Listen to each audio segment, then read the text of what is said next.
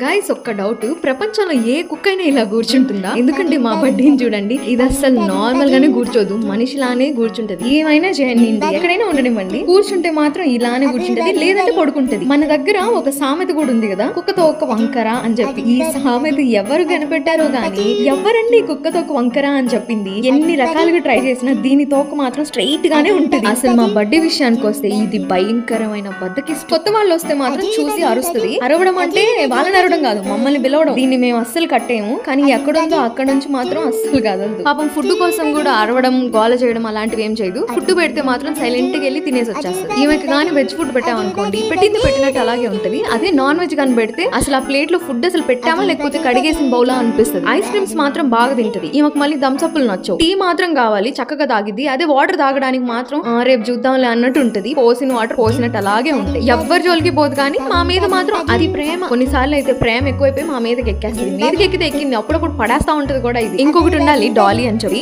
ఆమెకు వెజ్ నచ్చదు, కానీ పెరుగన్నం తింటది, థమ్స్అప్ తాగిద్ది, ఐస్ క్రీమ్ కూడా తింటది. ఈమెకు థమ్స్అప్ నచ్చదు, కర్డ్ రైస్ నచ్చదు. డాలీ రీసెంట్ గా ఎక్స్పైర్ అయిపోయింది. సో ఇదే మా బడ్డీ. మీ ఇంట్లో కూడా ఇలాంటి ఒక క్యారెక్టర్ ఉందా? ఉంటే ఖచ్చితంగా కమెంట్స్ లో చెప్పండి. That's it for today. నేను చైతన్య, నెక్స్ట్ వీడియోలో కలుస్తాను.